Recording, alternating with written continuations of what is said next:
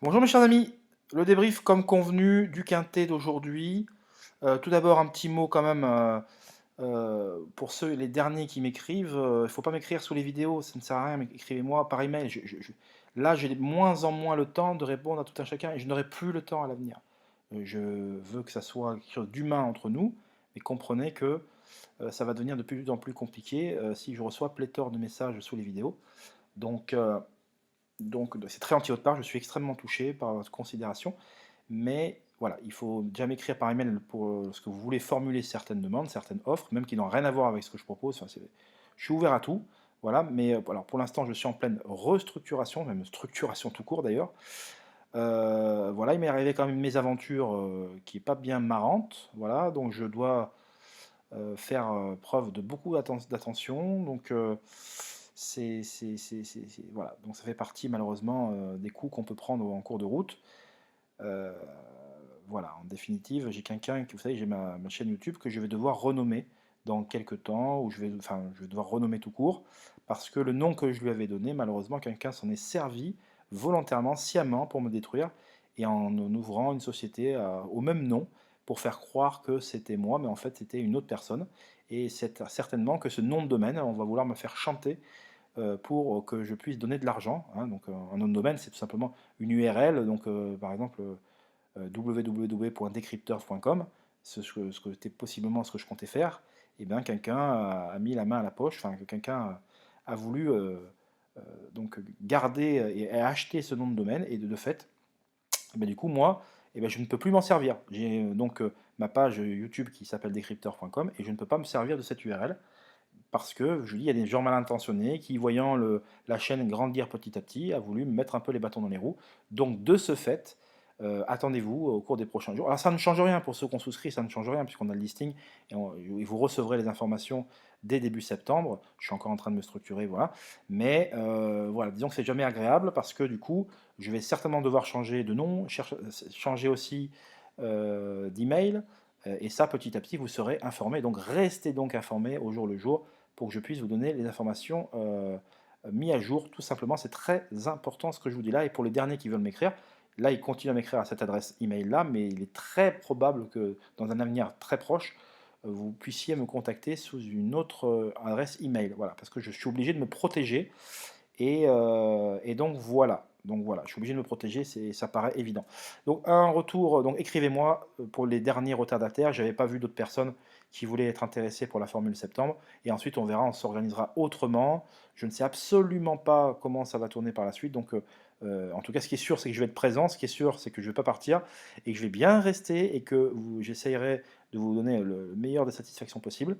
Euh, donc voilà, mais il y aura toujours du contenu gratuit, je le rappelle. Certains pensent que ça va s'arrêter au 1er septembre, pas du tout. Il y aura toujours une vidéo de prono le matin quintet, plus une vidéo de débrief le soir. Ça ne bougera pas, mais il est évident que ceux qui ont souscrit pourront bénéficier d'autres services tels que des interviews triées sur le volet, tels que des carnets de notes, des pronos à jouer dans certaines journées, donc des dernières minutes, des choses comme cela. C'est tout à fait normal. Bon, voilà. Voilà pour cette parenthèse. Je vous mets à l'amorce du tournant final le quintet. Alors, vous allez voir que là, Parésia, qui était longtemps en troisième épaisseur, va faire le forcing pour se porter aux côtés d'Elegant Friend, la Godolphin, tête et corde, qui la contre pour l'instant, mais vous allez voir que Parésia ne va pas l'entendre de cette oreille, il va vouloir accélérer, pendant que Howwood, qui avait le dos de Parésia une bonne partie du parcours, va se retrouver le nez au vent. Et pourtant, en se retrouvant le nez au vent, plutôt de bonheur, eh bien, il va quand même malgré tout savoir sortir gagnant. Donc il a fait un truc parce qu'il était sous le coup d'une pénalité dans un handicap inférieur à Vichy, et pourtant ça ne l'a pas empêché de vaincre avec une certaine assurance pour finir. Dans son dos, vous voyez la Agakan Masaya qui était favorite, pas illogique puisqu'il est resté sur une très bonne ligne derrière Sevens qui a depuis regagné à Vichy, Sevens, une classe 3.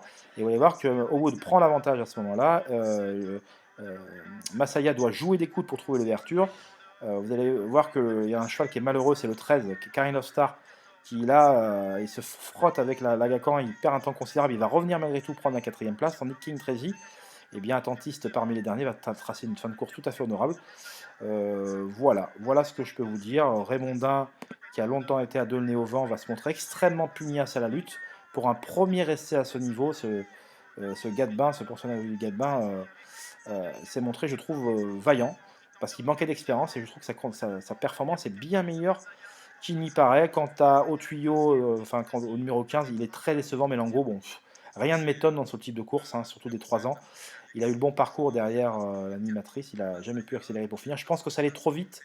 Les animateurs sont allés trop vite dans les premiers hectomètres et en ont fait les frais, puisque c'est essentiellement des attentistes qui sont venus se tailler la part du lion. Voilà ce que je peux vous dire. Donc ceux qui veulent retrouver mon carnet de notes dans ce quintet, eh bien, pourront le faire pour les services abonnés, mais pour l'instant, voilà. Donc pour le débrief de ce quintet, Rose d'été que vous voyez ici fléché sur les images, en raison de son numéro 16 dans les boîtes, va rapidement être reprise par Christophe Soumillon pour être placée côté corde. Malheureusement, elle ne pourra pas accélérer outre mesure pour finir. Donc voilà, il y a quand même 2 très belles notes dans ce quintet. Ceux qui veulent m'écrire et en savoir davantage, qui n'hésitent pas à m'écrire. Avec plaisir, je leur répondrai. Quid des autres courses du programme? Alors, je vous avais, alors ceux qui étaient venus, j'avais sollicité les membres et même tout le monde pour venir me contacter en privé exceptionnellement. Alors, c'est pas tombé sur le bon jour parce que j'avais énormément de travail. Bon, ça, c'est malheureusement, ça ne peut pas le prévoir. Alors, j'avais donné un cheval du jour, Faster. Faster a été une très bonne note. Elle a renoué enfin avec ses anciens bons résultats qui commençaient à dater plus d'un an. Elle est venue s'emparer d'une excellente troisième place. Vous voyez qu'il y a une cote mais incroyablement basse de 6 euros. Alors il faut dire que sur Equidia, certains en avaient fait leur cheval du jour, et ci et ça, alors, d'une manière très curieuse, puisqu'elle n'avait pas le papier pour qu'on en fasse une cheval du jour. Alors j'avais montré quand même les images cette nuit, ces images qui sont parues ce mercredi matin, et sa sixième place était très bonne, parce que la distance, je le signalais, était trop longue, et le parcours était infect en épaisseur le nez au vent. Et ce jour-là, elle se relance même pour finir. Donc là, aujourd'hui, 1400 mètres en ayant de bonnes chances d'être cachée, effectivement, elle a attendu dans une deuxième moitié de peloton, et puis on a pu se faire de soucis un long moment dans la ligne d'arrivée, et elle est venue arracher le deuxième accessite, mais elle a terminé en avançant, comme on dit dans le milieu, avec des ressources, et comme une future gagnante. Donc je suis content de vous l'avoir donné, elle fait seulement 2,10 € à la place, alors qu'elle était citée nulle part. C'est quand même assez curieux. Regardez par exemple, alors attendez, j'ai même pas regardé, alors je suis franc avec vous, parce que je me suis dit, vu le papier, elle ne va pas être beaucoup donnée. Et en fait, elle était donnée, regardez, elle était donnée en outsider sur ce site en question. Vous voyez, elle était donnée en 9e position. 1 plus 1, la gagnante est donnée en 10e position, vous voyez. Donc elle était donnée assez loin. On ne peut pas imaginer qu'un haut du porté, avec une cote comme ça, et un papier comme ça, enfin un papier comme ça, avec haut du porté sur le dos, qu'elle puisse s'élancer à la cote à laquelle elle s'est lancée. Donc je suis assez remonté parce que, voilà, est-ce que c'est pas du pompage? Est-ce que certains ont profité de ma vague, mais ma relative forme des chevaux du jour pour se dire, t'as vu, il est en forme, il a donné, il est pronostiqueur, etc. Et ça joue, hein, on va pas le dire. C'est pour ça que moi, ça m'intéresse pas d'avoir 1000 personnes, je vous le dis, hein, ça m'intéresse pas. Quand je vois ça, ça m'intéresse pas. Donc si vous voulez, le but c'est d'arriver à 100 personnes. Alors, pas pour l'instant, hein, j'ai pas la structure pour et j'ai pas envie de m'embêter avec ça. Pour l'instant, vous êtes même pas 20, donc, mais le but c'est de monter en puissance et d'être bien structuré et de limiter les entrées, tout simplement. Donc c'est les plus fidèles parmi les fidèles, les gens qui sont les moins embêtants, qui sont les moins virulents et les moins insultants seront forcément retenus très haut dans la liste, et tandis que les autres seront sur liste d'attente. Je suis obligé de faire comme ça, et ça m'intéresse pas d'avoir. Je sais que beaucoup veulent faire du commerce, veulent raconter n'importe quoi, se font passer pour ce qu'ils ne sont pas. Ce n'est pas le genre de la maison chez moi.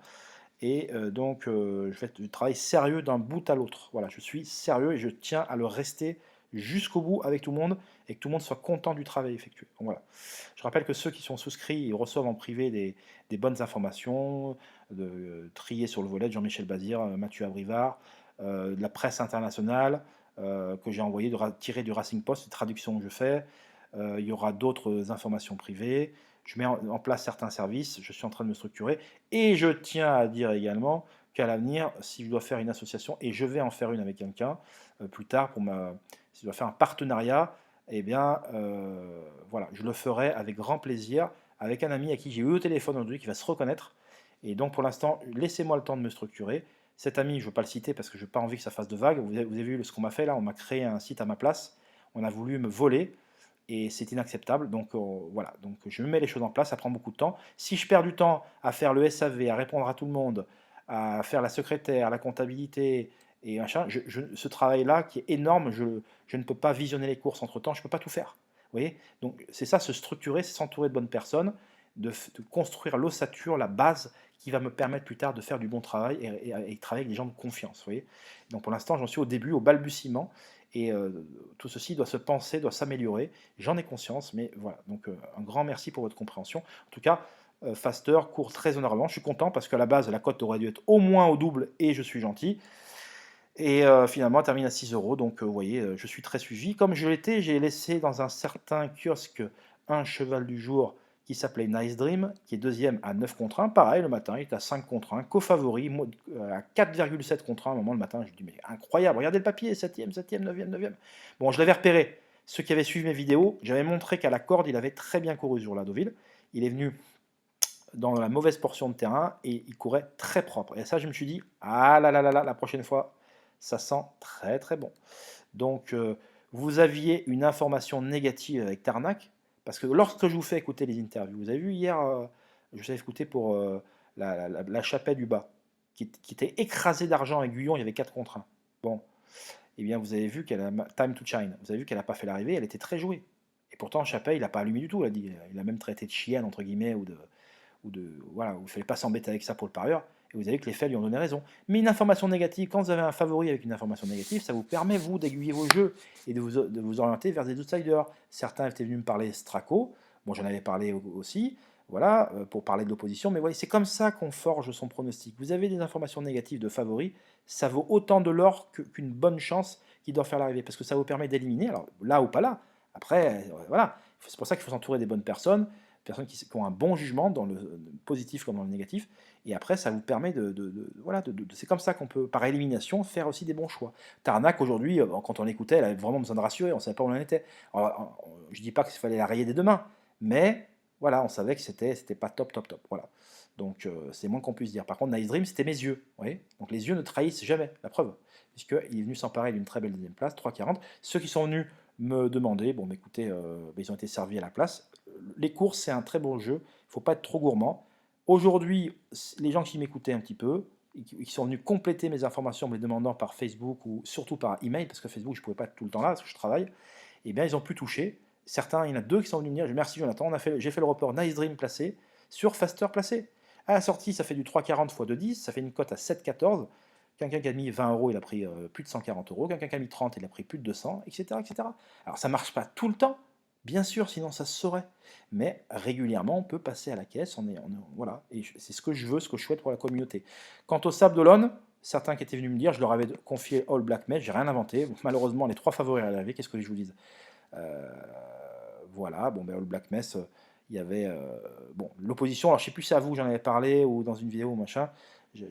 Bon, j'avais dit qu'il y a quand même 2-3 chevaux, alors je sais plus à qui je dis quoi, mais parce que j'essaie d'être le plus concis possible, parce que sinon les vidéos ne se voient pas, faut pas dépasser plus de 10 minutes.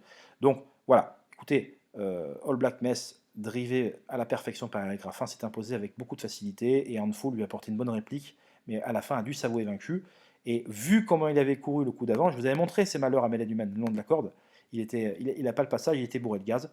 Aujourd'hui, il y avait des i en face de lui, et ben, je trouve que le cheval a gagné dans le style d'un cheval qui n'en resterait pas là. Donc c'est l'une des très bonnes impressions du Sable d'Olonne, donc All Black Mess, dont on pouvait s'attendre à un succès de sa part aujourd'hui. Voilà ce qu'on peut dire, une journée de transition à Vincennes. Il y avait 2-3 courses sympas, mais plus à regarder qu'à véritablement jouer. Voilà ce que je peux vous dire. Retrouvez-moi dès ce jeudi matin pour de plus amples informations, et notamment les pronostics de la journée du jeudi, avec la reprise des courses à Longchamp. J'essaierai d'être concis, une vidéo de moins de 10 minutes. Voilà, essayez de faire de pub s'il vous plaît pour moi, à droite, à gauche, je pense que je le mérite.